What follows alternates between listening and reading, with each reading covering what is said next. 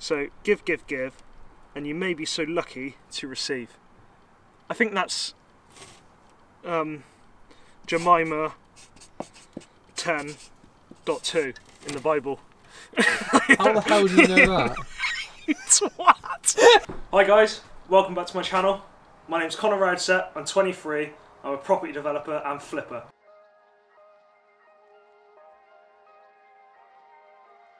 I'm actually really surprised because my last video, that is actually my first video, got more than 1 view. So thank fuck for that. It wasn't a total fuck up. Thank everybody. So in today's video, I'm going to talk a little bit about how you guys at home could get into property if you're not already in it. When I was first starting out, I was trying to figure out different ways to get into it, and there's loads of different routes and stuff which is total bullshit. My personal opinion, there's only 3 or 4 ways, so I'm going to talk a little bit about that. So number 1, disposable income. If you've got a job that's well paid enough that you can have £1,000 to £2,000 a month disposable, you're going to be able to save for a house pretty quickly. So what you want to do is sort of look around your local area and find property that has potential, that's below market value, all the cliche things which are true, and then you're going to want to try and figure out where your money's coming from to do the development. So this money can come from friends and family, the bank, and your disposable income.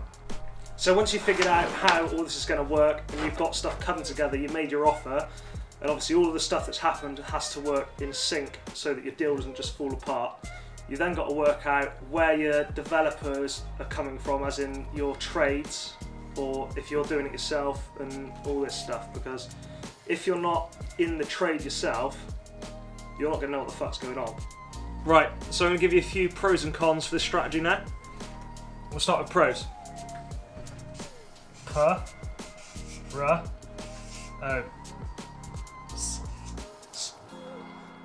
so pros. Money.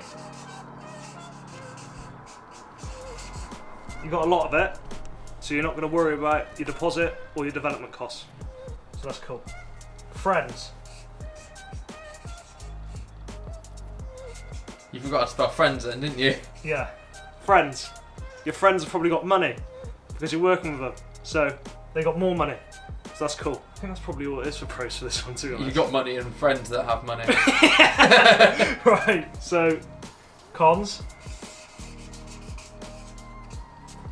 It's a bit like my name. Yeah, Connors. Right, so if you're not in property, as in sort of like trades or construction, then a con is going to be practicality.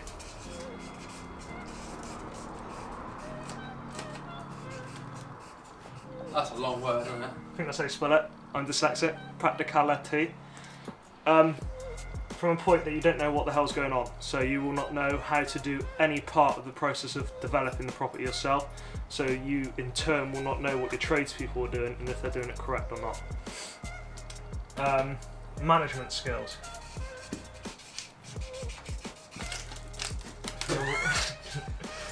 I don't think you've got a very good trade ability. Your wall's falling apart. I didn't put this one up. So management. So you're not going to know how to work with the trades in a way a tradesperson would. So if you're coming over with like the office attitude, that's probably a little bit different to a building site. Cons. Time. That's a good one. That was a good one. Time. That says time. So if you're working in an office or you're working somewhere else and you've got to commute from London on the tube and it takes you like an hour and a half to get back to where you live, you then got to have a shower and then you've got to go over to site to check if everything's going well, and then on the weekends and all this stuff, and if you've got kids and all this stuff and a wife, your time becomes really, really limited. So that's a con. I think that's all for this. You can get fucked over. You won't be able to see the good and bad parts of the property when you go and look at it. Yeah. Whatever that's going to be called. Observation. Smart. Right. Observation. That kind of ties into the top one though. It does. If I spell this wrong, don't even tell me because I'm never going to learn. Right. So observation, which ties back into this. So when you're coming to check your property on, I don't know, your inspections, whether you're there every day or you're there in the evenings or twice a week, don't really matter. You won't know how the build is going in comparison to the timeline that you're trying to meet. So you won't know what stage you're meant to be at for the money that you've put in, and yeah. And when you're going to view it to start with, you won't be able to see if there's things wrong with it. And when you're going to view it to start with, you're not going to know how to survey it. You'll probably have to pay someone a lot more money who'll type up loads of stuff which doesn't exist because surveys are shit. And yeah. Shit! And you'll end up spending loads more money. So, but at least you got that money. But at least you got that money. 'Cause you're So rich. you're fine. Right. Is that it? That's it, I think. On to number 2. There's probably loads more pros and cons, but I'm just trying to make a video. Yeah, we haven't got all day. Yeah. Number 2? Number 2. So, strategy number 2, which is get into the industry and actually work for somebody in the industry, and specifically a developer. So, fuck it! Fucking construction workers. Fucking builders. Ah, my eye! Right. Okay. So, specifically a developer, and not a big developer like your Red Row or Persimmon and all that stuff, because they're too big to allow you to move up and learn. You want to be going for somebody that's like a couple of million, 2 million, 3 million upwards, but not hundreds of millions. So a small sort of developer in your area, because then you're going to be able to make a difference in their company, and then they will be able to give you opportunities. So you'll be able to learn. You might even be able to get the sort of opportunity that I had, where they sort of helped you learn fast, and then said, look, here's this house in this village, you should have a look. And that's what this place is. Best thing about working for a developer is you can see the process from start to finish. So you can see when the land is bought or the house is bought. You can see all the legal side of stuff, how that all happens. You can see the offering process. You can see breaking ground. You can see the trades come in. You can see the house go up, and then all the way onto the sale. So you get the whole view before you've done it yourself. So if they make any fuck ups, you know not to do that. But there's going to be loads of learning opportunities in there for you to, well, learn. For this strategy though, you're going to want to have a bit of patience, because you're going to have to give a lot more than you receive for an unspecified amount of time. So you're going to have to prove yourself, really. You're going to have to give, and then you might receive. But there's not 100% of times you will receive. This seems like a weird... I was trying so hard. The amount of times you said give and then receive. Yeah. Kind of. That's not this. This is not this total video. Yeah, so you got to give, give, and then you might one day receive. All right. I'm going home. Yeah. So patience, and you got to provide a certain amount of value. If you're just floating through, you're a nobody. You're not going to get anywhere. You're a fucking lazy cunt. So fucking sort your shit out and get to it. And then you might start receiving. And then you'll love to receive with open heart, open arms, Open holes. open holes. Yeah. We're on to our pros and cons. As you can see, I've got my board ready. So there's pros and cons there. Pros for this. You're gonna learn.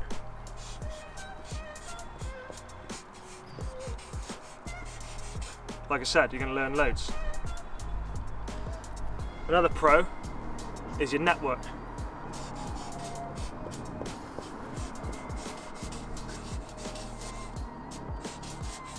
O2 give really good deals to property developers. No, I'm joking. It's your tradespeople, your solicitors, and any other aspect that comes into property, because you're just going to follow on with the same as your employer, basically, because it's easy, it's there. That's your network. Another pro. Hands-on. On. How do you spell, is that your spell ability? Yeah, I think so. Hands-on ability. So whether you're in the office or you're actually out on site, you're going to have hands-on experience with the actual job you're doing. So you will have done this before you do it for yourself.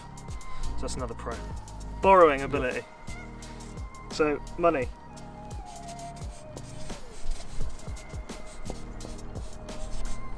If you make that much of an impact with the guys that you work for, they might just be able to help you with money.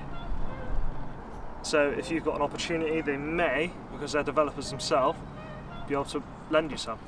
So that's another plus. They might not, but they might.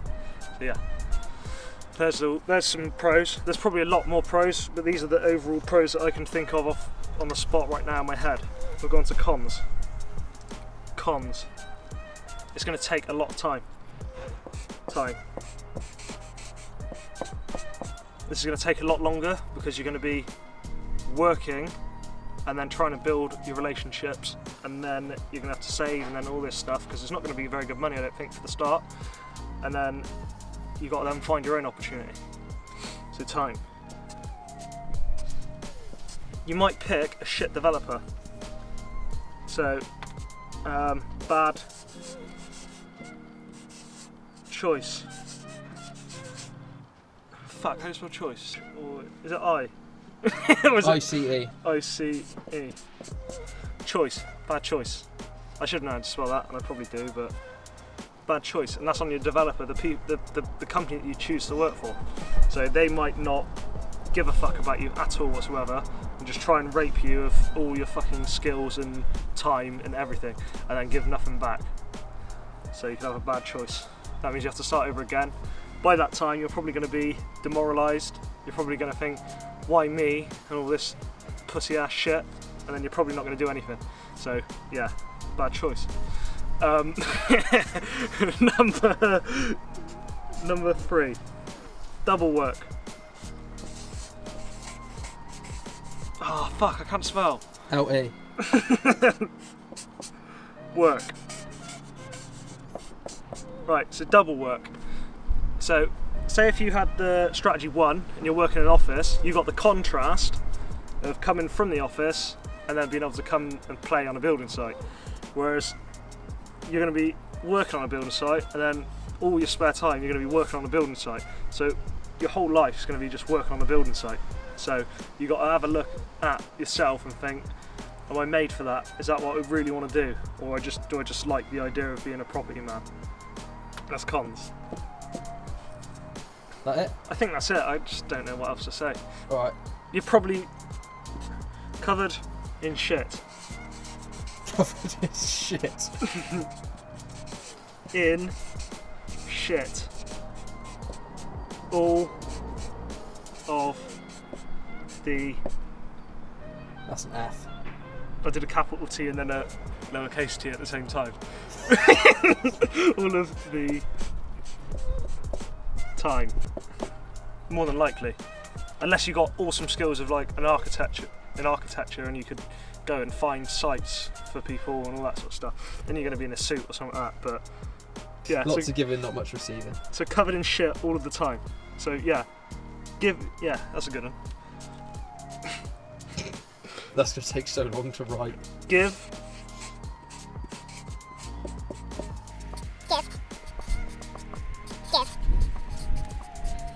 And you may be so lucky to This is a difficult one for me. It's going off the camera now. E-I-V-E. E-I-V-E. So give, and you may be so lucky to receive. I think that's Jemima 10.2 in the Bible. How the hell do you know that? Twat! Yeah, right, that's it for that. Ted's been a total melon. Right, you got to keep that in because it's fucking brilliant. How did you know that? I don't fucking know anything about the Bible. Oh, I hadn't read the Bible. I don't fucking know if that's real or not. We're keeping that in. Jemima 10 not 2. It could be real. And you may be so lucky to receive. Right, that's it for that one. Right. Watch it.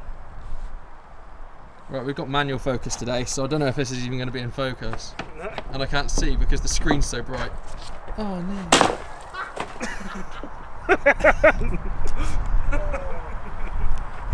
Can you see him? You see him? The return of the rare species of the Danny Round set. Oh, should I teach you how to run down a ladder? If you want. Okay. You're doing all this on a day that I can't have autofocus and I can't see the screen properly because it's so bright. Okay, this is valuable learning for your site if you're on a site or whatnot. This is the correct way to go down a ladder. First step, top rung. What are you going to say? Just jump. Just jump. Right, so you start here, get to this point, position yourself, and then so you get down with safety. I ain't doing that. Can you... This is a brief stoppage to the video. I've got a pint of Corona and I'm going to get it down me. Do you reckon I could do it?